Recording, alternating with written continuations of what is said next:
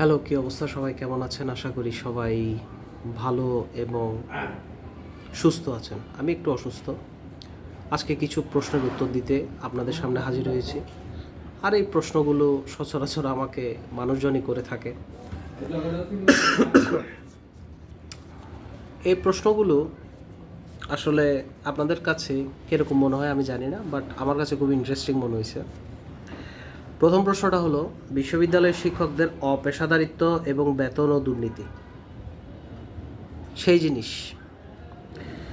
আচ্ছা, বিশ্ববিদ্যালয়ের শিক্ষকরা কেন অপেশাদার হয়? এটার একটা বড় কারণ হলো চাটুকারিতা। কারণ বিশ্ববিদ্যালয়ের শিক্ষকরা অনেক বেশি একজন একজনকে তেল দেয়। তৈলাক্ত পরিবেশ, তৈলাক্ত বাসে যেরকম বানর উঠতে চায়, ঠিক তাদের প্রমোশনটা ওই রকম। তো পরে গিয়ে আসলে তাদেরকে লে অফ করে দেওয়া হয়, এটা সত্যি কথা। কারণ বাঁদর তো আর গাছে উঠতে পারবে না, তো যে উঠাচ্ছে সে বলে যে দূর, খেলা দেখে মজা পাচ্ছি না।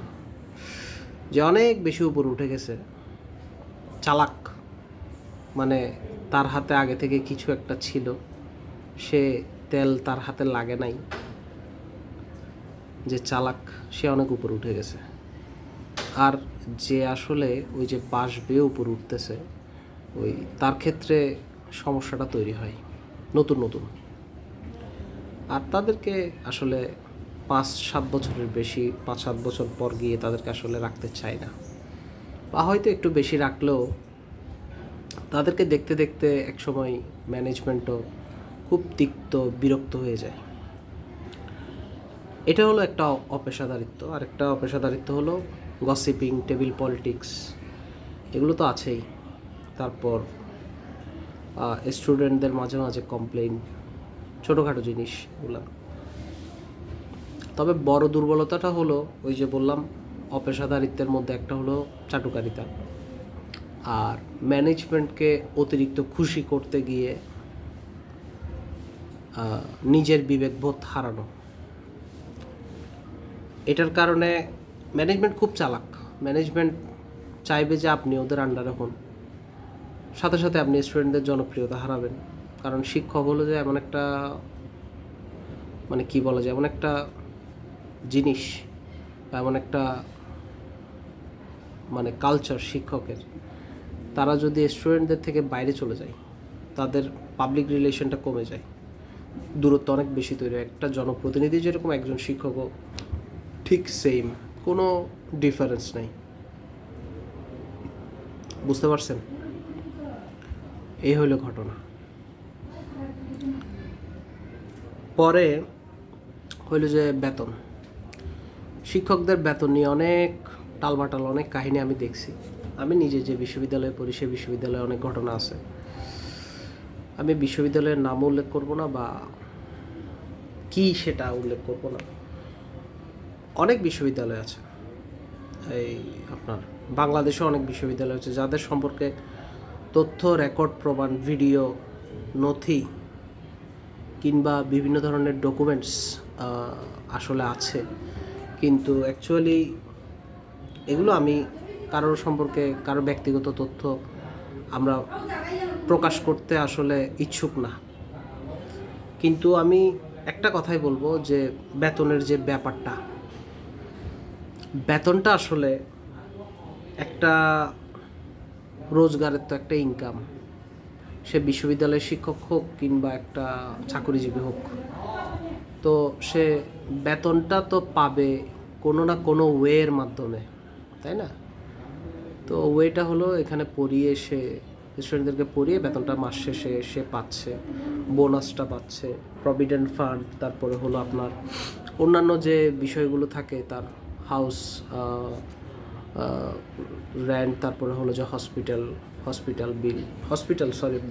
হসপিটালের যে অ্যালাউয়েন্স থাকে, বা ট্রাভেলের যে অ্যালাউয়েন্স থাকে, বা অন্যান্য অনেক কিছু, আসলে আনুষঙ্গিক তো অনেক কিছুই থাকে।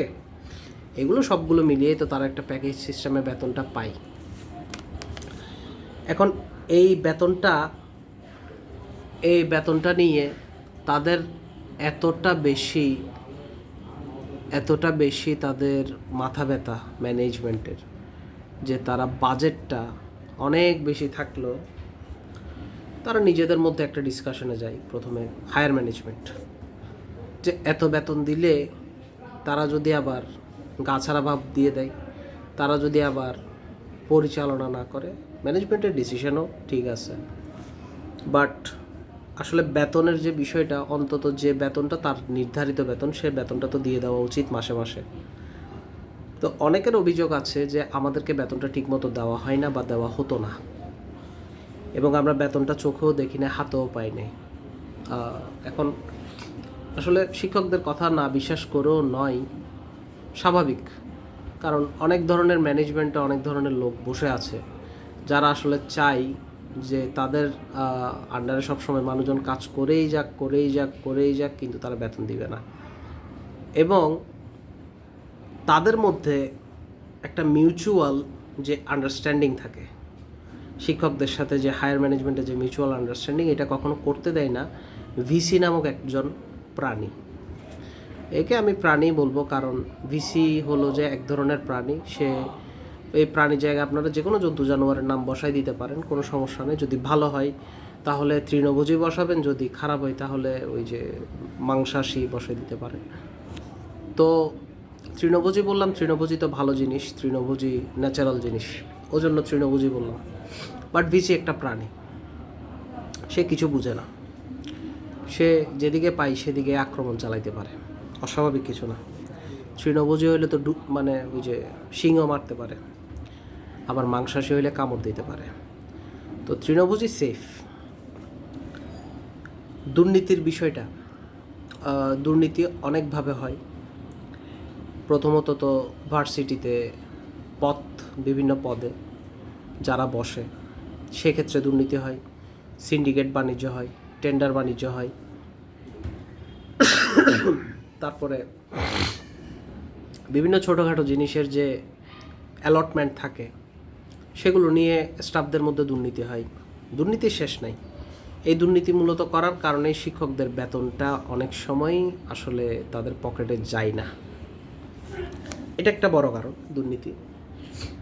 আরেকটা কারণ হলো, দুর্নীতির আরও একটা বড় কারণ হলো যে এই যে মনে করেন রাজনীতিকরণ, শিক্ষা প্রতিষ্ঠানের যে রাজনীতিকরণ হচ্ছে এখন, এটা একটা দুর্নীতির। আমি রাজনীতিকে খারাপ কিছু বলবো না, বিষয়টা হলো শিক্ষকরাই ঠেলে ঠেলে আসলে রাজনীতির দিকে তারাই নিজেরাই যাচ্ছে, যার কারণে স্টুডেন্টরাও অনেক বেশি ইনফ্লুয়েন্সড। শিক্ষকরা না গেলে ছাত্ররা যাওয়ার প্রশ্নই ওঠে না। আর একটা রাজনৈতিক প্রতিষ্ঠান বর্তমান যুগে এসে, যে কোনো রাজনৈতিক প্রতিষ্ঠান আসলে এটা বুঝে যে একটা বিশ্ববিদ্যালয়ে যদি আমরা গিয়ে নিজেদের এস্টাবলিশমেন্ট করি, তাহলে স্যাররা যদি প্রমোশন না করে স্টুডেন্টরা আমাদের প্রমোশন করবে না, এটা বুঝে।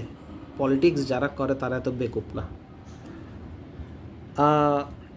এটা তো একটা গেল। তারপর আরেকটা বিষয় হলো, বিশ্ববিদ্যালয়ে পাশ করা গ্র্যাজুয়েটদের বেশিরভাগ বেকার কিংবা চাকুরির লুপ হলে কেন ঘুরে বেড়ায়। আচ্ছা, বেশিরভাগ ফ্রেশ গ্র্যাজুয়েট দেখা যায় যে আসলে তাদের হাতে জব অপরচুনিটি যতটুকু থাকার কথা ততটুকু নেই, বা থাকলেও তাদের খুব ন্যূনতম। এটার একটা বড় কারণ আসলে কি জানেন, অনেক ধরনের আপনি বলদ দেখবেন বিশ্ববিদ্যালয়ে। কিছু শিক্ষক আছে, তাদেরকেও আমি বলদ বলতে দ্বিধাবোধ করছি না, কারণ আসলে এরা বলদের পর্যায়েই পড়ে। এরা স্টুডেন্টদেরকে শিখায় একটা, বাস্তবে আসলে কাজে আসে আরেকটা। সব শিক্ষক আর তো একটা, কিন্তু দুই একজন থাকে এরকম। তাদের কাজই হলো স্টুডেন্টদেরকে সবসময় ডিমোটিভেটেড করা, বিভিন্ন বিষয় নিয়ে কথাবার্তা বলা, বিভিন্ন মানে ফলস স্টেটমেন্ট প্রোভাইড করা, যত ধরনের মিথ্যাচার প্রচার করা যায় সেটা সবসময় তারা করে থাকে, যার কারণে স্টুডেন্টরা আসলে প্রপার গাইডলাইনটা পায় না, এবং চাকুরির ক্ষেত্রে গিয়ে তারা আসলে ঠকে যায়, বা তাদের ক্ষেত্রে আসলে বেকার হওয়া ছাড়া কোনো অপশান থাকে না। এখন বেকার বলতে বোঝাচ্ছে বিশ্বব্যাংকের সংজ্ঞা আছে, IMF, বিশ্বব্যাংক বা বিভিন্ন অর্গানাইজেশনের বেকারের একটা সংজ্ঞা আছে, যে আসলে যারা কাইন্ড অফ 700 টাকার নিচে নাকি যারা ইনকাম করছে বা সামহাও কিছু, তারাই নাকি বেকার। তো এখন যারা গ্র্যাজুয়েট, যারা ফ্রেশ গ্র্যাজুয়েট, তাদের জন্য আমি বলবো যে চাকরির পিছনে না ঘুরে অবশ্যই কোনো স্কিল লার্ন করা উচিত, যাতে এটা না হয়। এবং চাকরিটাই যদি মুখ্য হয়, চাকরিটা আসলে মুখ্য বিষয় না, চাকরিটার চাইতে বড় বিষয় হলো আপনার লাইফ বেশি ইম্পর্ট্যান্ট। চাকরিতে আপনি 9টা 6টা একটা সময় দিচ্ছেন, বা 9টা বাজে ঢুকবেন, কখন বের হবেন আপনিও জানেন না। তো এই ধরনের জীবন বা এই ধরনের লাইফ লিড করার চাইতে I think it's better to live without your life in এই ধরনের অপশন আপনি চয়েস না করলেও পারেন। Without of it it can be better. Without of it can be better. এইটা ছাড়া আপনাদের জীবন একেবারে যে নষ্ট হয়ে যাবে চাকরি ছাড়া, এইটা মানে কি বলবো, এটা যারা ভাবেন চাকরি ছাড়া জীবন নষ্ট হয়ে যাবে, তাদের জন্য আসলে সমবেদনা দিলেও ভুল হবে। তারা আসলে অনেক বেশি ভুল ধারণার মধ্যে আছেন। দেখুন, আপনার মা বাবার কাছে যদি একটা গাড়ি না থাকে, বা বাড়ি না থাকে, বা কোটি টাকার সম্পদ না থাকে, আপনার মা বাবাই কিভাবে আপনাকে শিখাবে আপনি কিভাবে উইনার হবেন? বা যে ছেলেটা পাশ করছে সে উইনারদের সাথে যদি না মিশে, উইনার কারা? অবশ্যই উইনার যারা বিজনেস করছে তারাই উইনার দিন শেষে। তো উইনারদের সাথে যদি না মিশে, বা কোনো একটা এন্টারপ্রেনর সাথে যদি না মিশে, বা সে যদি চলাফেরা না করে, তার উইনার মাইন্ডসেটটা তৈরি হবে না। দেখুন, আমি একটা ছোট্ট উদাহরণ দিই। সাধারণ একটা ছেলে, পাশ করা ছেলে, বিবিএ পাশ করা একটা ছেলে, বিবিএ না সরি ওই ডিগ্রি পাশ করা একটা ছেলে, রিসেন্টলি শুনলাম সে নিজের ফার্মের একটা প্রজেক্ট তৈরি করছে, হাঁস মুরগি, পোলট্রির বিজনেস শুরু করছে। এবং পোলট্রির বিজনেস থেকে সে বিজনেস সাইকেলটা খুব মারাত্মকভাবে, সে তো ওখান থেকে ডিম পাচ্ছে, ফ্রেশ মিট পাচ্ছে। ফ্রেশ মিটগুলো কোথায় কোথায় দিচ্ছে? কমার্শিয়াল এরিয়াগুলোতে দিচ্ছে, ঠিক আছে। তারপরে এগসগুলা বা ডিমগুলা অবশ্যই বাজারে যাচ্ছে। এরপরে আরও কিছু অবশিষ্টাংশ নাকি যেটা আছে, সেটা নাকি অন্যান্য আরও অনেক ধরনের কাজে ইউজ করা হয়। অনেক সময় নাকি বিউটি পার্লারের অনেক কিছুতে ইউজ করা হয়। আমি শুনে এটা অবাক হয়েছি। এরকম বিজনেস আইডিয়া অবশ্যই দরকার। এটার জন্য ব্যাকগ্রাউন্ড ম্যাচ হইতে হবে, ওইরকম কোনো বিষয় না। বিজনেস স্টার্ট করতে গেলে আপনি হয়তো পড়ছেন ইতিহাস নিয়ে, ভাই আপনি কি ইতিহাস নিয়ে বিজনেস করতে পারবেন? বা কী নিয়ে বিজনেস করবেন তখন? তো you have to think apart from your background when you are doing some business. আর বিজনেস জিনিসটা করতে গেলে আপনার অনেক স্কিলের প্রয়োজন হয়। সো আমি গ্র্যাজুয়েটদেরকে একটা কথাই বলবো, কাইন্ডলি আপনারা বা তোমরা যারা আসো, তোমরা প্লিজ এটার পিছনে ছুটিও না। চাকরিতে যে স্যালারিটা দেওয়া হয়, এটা একটা কাইন্ড অফ একটা ড্রাগের মতো। একটা ড্রাগ এডিক্টেড পার্সনকে যেভাবে ড্রাগ দেওয়া হয় কিছুক্ষণ পরপর, যাতে সে ড্রাগের এডিকশনের মধ্যে থেকে যায়। সো জবটাও অ্যাকচুয়ালি ওই রকমই। জবের মধ্যে যে স্যালারিটা প্রোভাইড করা হচ্ছে, it's a one kind of dopamine enhancer, it's nothing else, a dopamine enhancer. মাসের শেষে যখন দেয়, সব ভুলে যায় যে আমার সাথে কী হয়েছে পুরো মাস। মান্থলি মিটিংয়ে আপনার প্যান্ট শার্ট খোলার মতো অবস্থা, কিন্তু যে বেতনটা পাইছে, আমার তো কোম্পানি আমাকে বেতন দিয়ে দিচ্ছে। পরে আবার ম্যানেজার যখন বলে হ্যাঁ ঠিক হয়ে যাবে, এটা অমুক সাহেব, এটা ঠিক হয়ে যাবে, এটা পারফরমেন্স ভালো হয়ে যাবে, আপনার কেপিআই একটু কম তো ওই জন্য আপনাকে একটু ঝাড়ছে, এই সেই। দেখুন ভাই, এইসব ভাওতাবাজি আসলে কর্পোরেট জগতের মতো ভাওতাবাজ জগৎ আসলে আমার লাইফে আমি কম দেখছি। কর্পোরেট খুবই ভাওতাবাজ একটা জগৎ। আর যারা মনে করে যে বিসিএসের জন্য পড়বে, it's a well and good. আমি তাদেরকে কখনো ডিমোটিভেট করব না, বিকজ আমার ঘরেই সবাই গভর্নমেন্ট জব করে। এবং শুধু সবাই বলতে আমার ঘরের না, আমার যারা মানে খালাতো বোন আছে, জ্যাঠাতো বোন আছে, হ্যাঁ, ফুফাতো বোন আছে, ভাই বোন যারা আছে বেশিরভাগই সরকারি চাকরি করে। সো আমি এটাতে ডিসঅ্যাপিয়ার না, ডিমোটিভেটেড না। আমি অনেক বেশি আমি মোটিভেটেড, এবং আমি এটাকে পুরোপুরি বিশ্বাস করি না। মোটিভেটেড হলে আমি জিনিসটা পুরোপুরি বিশ্বাস করি না। আমি বিজনেস থিঙ্কার, ওই জন্যই বিজনেসের কথা বলছি। বাট এটা গুড যে আপনি সরকারির জন্য আপনি হার্ড অ্যান্ড সোল পড়ে দেখতে পারেন, খারাপ কিছু না। হয়তো আমি করছি না, আপনি করবেন না কেন? এটা আপনার জন্য হয়তো ফ্রুটফুল হইতেও পারে। দেন চাকরির লুপ থেকে বের হয়ে, চাকরির লুপ হলে কেন ঘুরে বেড়ায়? আচ্ছা, বেশিরভাগ লোক চাকরি করে কয়েকটা রিজনে। প্রথমত হলো পাশ করে বিয়ে করবে, দ্বিতীয়ত হলো সে পাশ করে কিছু একটা করবে, তৃতীয়ত হলো সে পাশ করছে ওর জন্য চাকরি করতেছে। এই তিনটা কারণই আসলে চাকরি করার মূল কারণ বলা যেতে পারে। আর চাকুরিটা আসলে এক প্রকার সামাজিক চাপ, বা জবটা আসলে is one kind of social pressure. আপনার বিয়ে যেরকম একটা social pressure, job is also a social pressure. Society will pressurize you, push করবে আপনি কি করছেন, কোথায় আছেন, এখন কি অবস্থায় আছেন। এটা খুবই একটা মানে অকওয়ার্ড লাগে যখন কেউ পড়ালেখা করে বের হয়, কী অবস্থায় আছেন, কেমন আছেন। সে যখন আসলে কিছু করে না, তখন ওই টাইমে তার জন্য এটা অনেক বেশি অকওয়ার্ডের সৃষ্টি করে। সে বলে যে কি হ্যাঁ, আমাকে তো প্রশ্ন করছে। তখন চাপে পড়ে হলেও একটা ছোটোখাটো জবে ঢুকে যায়, যেটা আসলে তার লাইফের জন্য হেল হয়ে দাঁড়ায়। সো আমি বলবো যে একটা পরিকল্পিত ওয়েতে আঁকা। আর আরেকটা কোয়েশ্চেন এটার সাথে অ্যাসোসিয়েটেড, বলছে বিশ্ববিদ্যালয়ে পাশ করা গ্র্যাজুয়েটরা কেন বেশিরভাগ বিদেশে পালাচ্ছে বলতেছে। আচ্ছা, আসলে পালানোর বড় কারণ হলো দেশের একটা পরিস্থিতি, অবশ্যই বড় কারণ। তবে আমি বলবো এক প্রকার পালানো, এটা দেশ থেকে আসলে পালানোই বলা চলে। দেখুন, দেশ থেকে যারা আসলে অনেক বেশি পড়ালেখা শিখছে, যাদের আসলেই নলেজ আছে, যারা আসলে কিছু হলেও লিড দিতে পারতো, তারা বিদেশে গিয়ে মানে ন্যূনতম বেসিক যে নিডসগুলো সেগুলো ফিল আপ করার জন্য তাদের কষ্ট হয়ে যাচ্ছে।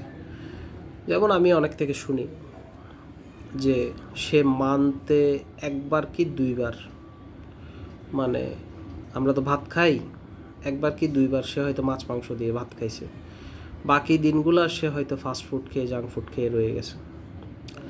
So it's a quite pathetic thing. মানে আপনি বাঙালি, আপনি এখানে মাছ ভাত ডাল প্রতিদিন খাচ্ছেন, আর ওখানে গিয়ে ভাই ফাস্টফুড। সৈয়দ মুস্তফা আলীর একটা গ্রন্থে পড়ছিলাম, সৈয়দ মুস্তফা চাচা কাহিনীতে পড়ছিলাম, সেখানে সে মিশরে গেছিল। মিশরে গিয়ে সে বাংলাদেশি ডাল দিয়ে যে মাংস রান্না করে ওইটা মিস করতেছিল। তো আসলে চাচা কাহিনী থেকে অনেক কিছু শেখার আছে, যে মানুষ যখন বিদেশে যায় তার দেশীয় সংস্কৃতিটা বারবার মনে পড়ে, দেশে যাওয়ার কথাটা তার বারবার মনে পড়ে, দেশটা বারবার তার মাথায় আসে। তবুও যায় নতুন কোনো ভাগ্যের সন্ধানে, নতুন কিছু পাওয়ার জন্য, কিছু গেইন করার জন্য, কিছু কোনো না কোনোভাবে সফল হওয়ার জন্য তারা আসলে যায়। এই যাওয়াটা যে ভুল সেটা আমি বলছি না, অবশ্যই যাবেন না কেন। বিদেশে যাওয়াটা কোনো খারাপ কিছু না, বাট নিজের দেশকে পুরোপুরিভাবে আপনি যখন ঘৃণা করা শুরু করবেন, সেটা সোশ্যালে হোক কিংবা সেটা মৌখিকভাবে হোক, এটা কিন্তু পুরোপুরি ঠিক না। আপনার দেশ যদি একেবারে বরবাদ হয়ে যায়, দেশটা কিন্তু আপনার, পাসপোর্ট আপনার বাংলাদেশেরই থাকবে, নাগরিকত্ব আপনার বাংলাদেশেরই থাকবে। You are a Bangladeshi citizen, not a foreign citizen. So be proud about your citizenship. আপনি যে বাংলাদেশি ওইটা নিয়ে আপনি প্রাউড ফিল করেন। এবং এটা আমি বলবো যে অনেক বেশি মানে অনেক বেশি এটা কমপ্লেক্সিটি। মানে বাইরে যারা থাকে তাদের একটা মানে কিছুদিন থাকার পরে যারা একটু মানে দেশীয় লোকজন আছে তাদের প্রতি এক ধরনের ঘৃণাও জন্ম নেয়। বলে যে দেখো আমাদেরকে নিয়ে সমালোচনা করে, বা দেখেন আপনাদেরকে নিয়ে সমালোচনা করার মতো দেশে অত সময় নাই। People have not so much time to make gossip about you guys. So দেখেন আপনাদেরকে নিয়ে সমালোচনা করার মতো কারো সময়ও নাই, কারো এত বেশি। বাট যেটা প্রশ্ন, একজন ন্যাশনালিস্ট হিসেবে আমার একটা প্রশ্ন হলো, আপনি তো অ্যান্টি ন্যাশনালিস্ট না, আপনি তো ন্যাশনালিস্ট, তাহলে আপনি কেন দেশকে নিয়ে গালাগালি করেন? এবং দেশে যাই চলবে চলুক, তাতে আপনার তো কোনো কিছু যায় আসে না, যাই কি আসে, দেশটা আপনার ঠিক আছে, কিন্তু আপনি ওখানে গিয়ে আমেরিকার পতাকা পিছনে লাগাই যে ছবি দিচ্ছেন, আমেরিকা কি আপনার বাপদাদার? হ্যাঁ, নাকি আমার বাপদাদার? আমি তো যাই নাই। একটা দেশের ফ্ল্যাগ কেউ যখন নিজের ছবি বা ব্যাকগ্রাউন্ডে লাগায়, যখন ছবি দেয়, that means he is a culprit, he is a bastard, nothing else. তার মানে তার দেশের প্রতি কোনো প্রেম নাই। সে হয়তো কোনো একটা বড় পদে গিয়েছিল, নিজের প্রতিষ্ঠানকে ব্যবহার করে পরে দেশকেও সে ধোঁকা দিয়ে ফেলতেছে। সে মনে করছে এটা একটা business. No, it's not a business, it's a sign of a bastard. আমি তাদেরকে বাস্টার্ডই বলবো। দেখেন বাইরে গেছেন, বাইরে তো ওই যে রুনা খানও যায় ছোট ছোট ড্রেস পরে আর কি, সেলিব্রিটি মানুষ, ওর ড্রেস নিয়ে তো অনেক কিছু কমেন্ট করেন না, করেন তো তাদের যে চলাফেরা বা তাদের যে কালচার, সেটা নিয়ে প্রশ্ন না করে নিজেকে নিয়ে প্রশ্ন করুন। সে তো নিজের দেশকে রিপ্রেজেন্ট করতেছে। আপনি কি করতেছেন? আপনি এ পর্যন্ত কয়টা কাজ করছেন নিজের দেশকে নিয়ে? ওইখানে এক বালের পিএইচডি করতেছেন, এক বালের রিসার্চ করতেছেন, ওইগুলা নিয়ে আপনাদের এত ফুটানি। আইরে শালার, বাংলাদেশে আসলে কুত্তায়ও দাম দেয় না এগুলার। দিন শেষে মরলে লাশটা কফিনে করে কেমনে ওরা পাঠাই দিবে সেই চিন্তা করে। আর ওই দেশে গিয়ে ওই দেশের পতাকা পিছনে রেখে অনেকে ছবি তুলতেছে। আমার সাথে অ্যাড না থাকলেও বাকি অনেকজনের সাথে অ্যাড আছে, দেখি আর কি। এটা আমি পার্সোনাল অ্যাটাক না, এটা আমি আসলে কাইন্ড অফ আসলে আমি বললাম। হ্যাঁ, আমি আসলে জেনে না জেনে বললাম না, আমি শিওর হয়ে বললাম। অনেকেরই নাকি আছে এরকম পরিচিতর মধ্যে। তো করবেন কেন? এমনটা করার প্রয়োজনটা কি আপনাদের? আপনাদের কি নিজেদের কি কোনো আত্মসম্মান বোধ নাই?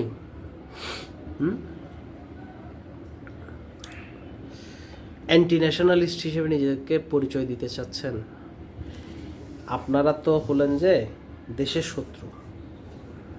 আপনাদের মতো জানোয়ারের বাচ্চাগুলো থাকার কারণেই তো কিছু মানুষজন যারা আসলে ট্যালেন্টেড, তারাই যাইতে পারতেছে না। যাদের অ্যাকচুয়ালি ট্যালেন্ট আছে, আমার এক ফ্রেন্ড আছে, সে সিডনি থাকে, তার সাথে আমার মাঝে মাঝে কথা হয়। সে আমাকে বলে যে দোস্ত আমি থাকবো না, আমি চলে আসবো। আমি বলছি কেন? বলে দোস্ত আমার মাস্টার শেষ, আমি দেশে এসে একটা ব্যবসা করব। আমি বললাম, বন্ধু সিডনি আসোস, তুই তো ভালো আসোস। বলে, না দোস্ত, আমি সিডনি থাকবো না, আমি সিডনি থেকে বাইরে দেশে এসে কিছু একটা করার প্ল্যান নিছি। আচ্ছা গুড, কী করবি? বলে, আমি একটা সফটওয়্যার কোম্পানি ওপেন করব। আমি বলি যে সফটওয়্যার কোম্পানিতে অনেক বেশি বাজেট লাগবে। বলে যে দোস্ত, আমার বাজেটটা হয়ে যাবে, যেহেতু আমি এতদিন অস্ট্রেলিয়াতে ছিলাম, আমি একটা বাজেট করছি। আমি বলছি ঠিক আছে বন্ধু, তোর এই অ্যাপ্রোচটা আমার অনেক বেশি ভালো লাগছে। বলে যে অস্ট্রেলিয়া আমি যাওয়া আসার মধ্যে থাকতে পারবো, আমার জন্য এটা নো প্রবলেম।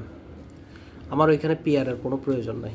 আমি আমি মনে করি আমার কান্ট্রির সাথে যদি রিলেশন করা যায়, রিলেশনটাকে বাড়ানো যায়, এবং আমার কান্ট্রি পিপলদেরকে যদি ওয়ার্ক ভিসা হোক বা অন্যান্য ভিসাগুলো যদি দেওয়া যায়, যারা আসলে কাজের দরকারে যাচ্ছে বাইরে, then it will be good for them. এটা তাদের জন্য খুবই একটা ভালো একটা বিষয় হবে। যাই হোক, আরেকটা বিষয় হলো ভার্সিটির job placement, business idea, entrepreneurship mindset. Job প্লেসমেন্টের যে বিষয়টা, বিশ্ববিদ্যালয় আসলে জব প্লেসমেন্ট করে থাকে, অনেক বিশ্ববিদ্যালয় করে থাকে না। তারা জব প্লেসমেন্টের জন্য সাধারণত বিভিন্ন কোম্পানির সাথে কন্ট্রাক্ট করে থাকে, আবার অনেকে স্পন্সর করে।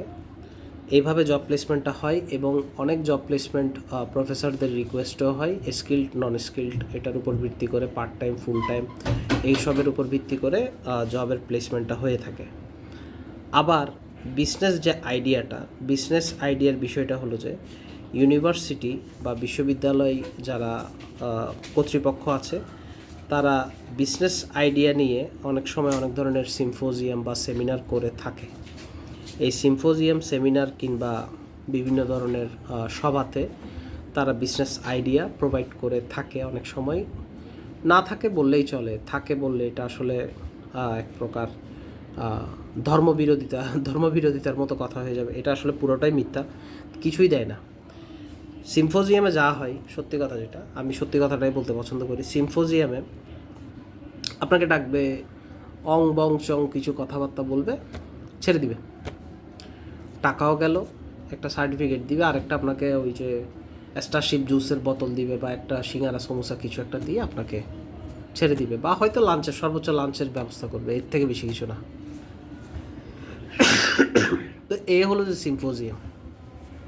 তো আপনি ওখান থেকে কী শিখবেন? তারপরে ওই আরও একটা জিনিস মান্ধাতার আমল থেকে চলে আসতেছে, এখনও সিভি বানানো শেখানো হয়। আচ্ছা, আজকালকার দিনে আমি মনে করি না সিভির কোনো প্রয়োজন আছে, যেখানে ভিডিও কলিং সার্ভিস আছে, ঠিক আছে, সিভিটা পরে গিয়ে আসতেছে। আগে ইন্টারভিউটা ফেস টু ফেস বা অনলাইন ইন্টারভিউ ভেরি ইম্পর্ট্যান্ট। এখনকার দিনের এইচআরের বড় একটা ডিমান্ড হলো online face to face interview. They do not even look the CV, okay? তারা সিভিটা দেখেই না। আপনি যত জব সাইট আছে আপনি গিয়ে দেখেন, ভালো ভালো জব সাইটগুলো। সিভি ইম্পর্ট্যান্ট, বাট সিভিটা আপনি কীভাবে বানাচ্ছেন সেটার উপরও নির্ভর করে। সিভি তো উল্টাপাল্টা বানাইলে হয় না, বাট সিভির চাইতেও বড় বিষয় হলো এখন অনলাইনে নিজেকে প্রেজেন্ট করাটা অনেক বেশি ইম্পর্ট্যান্ট। এন্টারপ্রেনারশিপ মাইন্ডসেট, এটা বড় বড় বিশ্ববিদ্যালয়ে বাংলাদেশে করা হয়ে থাকে, যেমন তার মধ্যে একটা এনএসইউ, ব্রাক, এরা করে থাকে। এরা অনেক ধরনের কাজ পরিচালনা করে। পাশাপাশি ঢাকা বিশ্ববিদ্যালয়ের কিছু ডিপার্টমেন্টও আছে, বুয়েট আছে, তারপরে আমাদের চট্টগ্রামের মধ্যে আইইউসি আছে, প্রিমিয়ার ইউনিভার্সিটি আছে। তারা চেষ্টা করছে যাতে স্টুডেন্টরা এন্টারপ্রেনারশিপ বা এন্টারপ্রেনারিয়াল মাইন্ডসেট যাতে ডেভেলপ করে, তাদের মধ্যে এই জিনিসটা গ্রো করে দেওয়ার চেষ্টা করা হচ্ছে। এমন না যে কি তাদেরকে কোনো একটা ফান্ডিং করা হচ্ছে, না, এন্টারপ্রেনারিয়াল মাইন্ডসেটটাকে ডেভেলপ করা হচ্ছে। That means they are focusing for mind making. তারা মাইন্ডসেট মেকিংয়ে অনেক বেশি ফোকাস করছে। আচ্ছা, লাস্ট বাট নট লিস্ট, অনেক কথা বললাম আপনাদের সাথে। এই কথাগুলো আমি আসলে উদ্দেশ্য প্রণোদিত হয়ে কিংবা স্বপ্রণোদিত কারো দ্বারা উদ্দেশ্য প্রণোদিত কিংবা স্বপ্রণোদিত হয়ে আমার এই কথাগুলো বলা না। এই কথাগুলো কিছু কোয়ারি ছিল, এরকম কোয়ারি আমার আরও অনেক আছে। এগুলো নিয়ে আমি অবশ্যই অন্যান্য আরও এপিসোড আমি রেডি করছি অলরেডি। সো আজকের জন্য এতটুকুই। সবাই ভালো থাকবেন, সুস্থ থাকবেন। ধন্যবাদ।